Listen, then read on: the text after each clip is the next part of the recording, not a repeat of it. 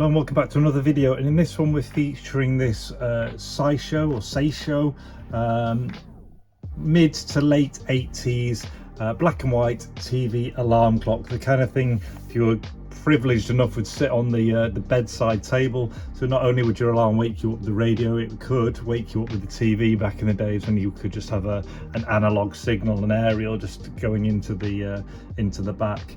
Really lovely item. I love the shape, the proportions of it, the dials and everything. It's just a really nice item.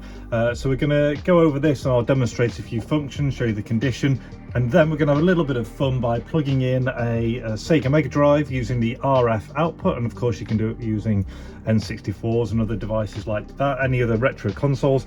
And you can see how something like this is actually really useful and fun. If you've maybe got a retro console just sat on a shelf, you can put one of these really small devices, so you can see the size of my hands, just next to it and actually play the games, use this as a monitor, which is really cool. Proportion wise, this would actually sit on top of an original NES, to give you an idea. So it's smaller than a NES, so you could actually have it sat on the top and be playing onto that screen if you wanted to kind of tie in the eras, which is nice. So you can see on the top you've got the aerial, it's all nice and straight, it has its tip on the end as well. You then have the dimmer, which is bright or dark, which is essentially changing these. That flash is not happening in real life, it's only being picked up by the camera. There's the alarm, the time, sleep, hour, minute and snooze. And often with a lot of these things you kind of hold down a button like time and then you push these, and that's how you change settings, and that's how you would change the alarm and activate it. On the front, as it says, you've got the black and white TV there, and then over here, in really nice layout, you've got the UHF frequency up here, you've got FM, a medium wave with the TV tuning and the radio tuning. Down at the bottom you've got on, off and auto, you know, very mild signs of use, so you can see that there's just a I don't know, small amount of compression there, there's a little scuff here, but yeah, it's really nice. Then you've got your FM and medium wave selector, radio or TV, your tone, which is bass to treble, and then your volume into max. As you move around to the back, nothing to show on that side, nothing to show on this side.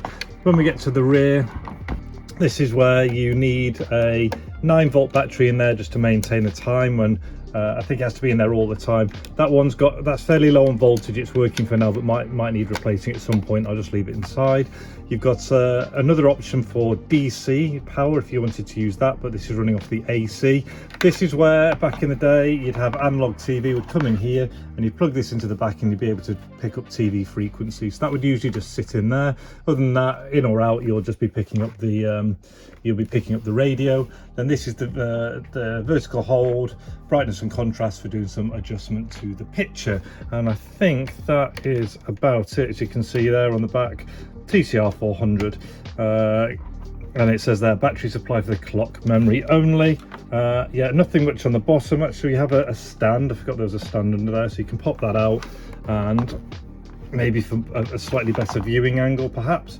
So what we'll do is we'll demonstrate the radio now. So you pop the aerial up and we'd select on. The auto function, I believe, is for when you're in alarm mode, you're automatically going to select it, but I've manually chosen on. I'm going to put it in the radio mode for now, and I'm in FM. So as I now turn up the volume, you'll see using the radio,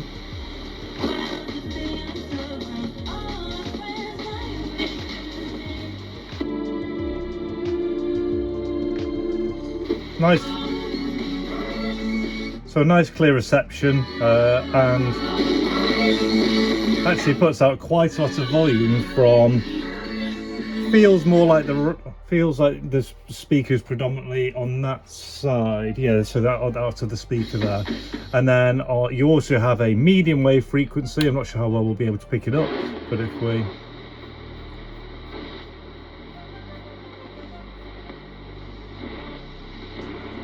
just something coming through.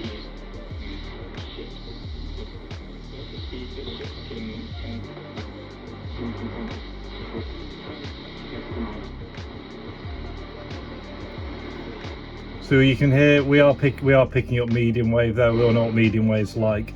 And then if we go back to FM,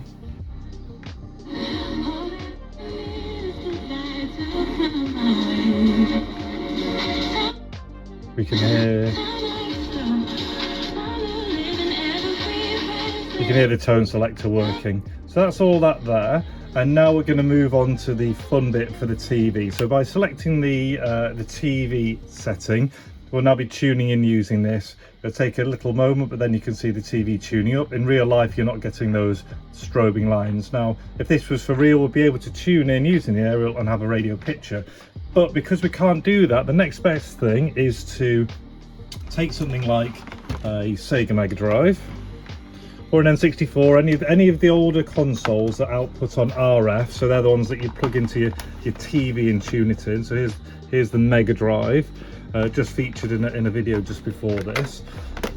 And by taking the RF output from the Mega Drive here, removing that external aerial and putting this in instead,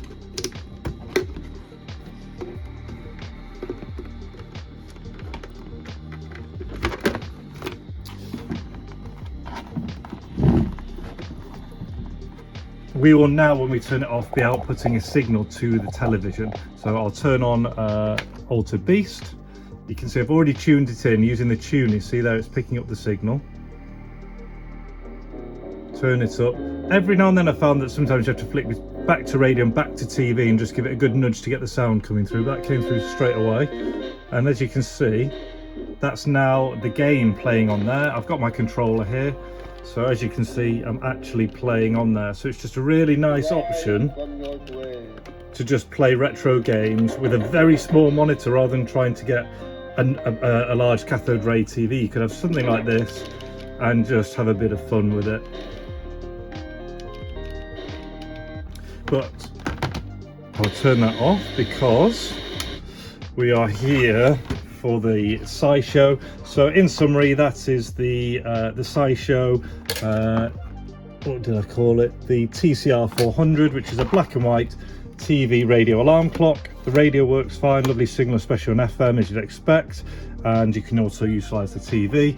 Very nice condition throughout. You've got a slight bit of compression just there on the case, and a little bit of wear here and there just on the edges, but other than that, absolutely fine. Yeah, great little thing.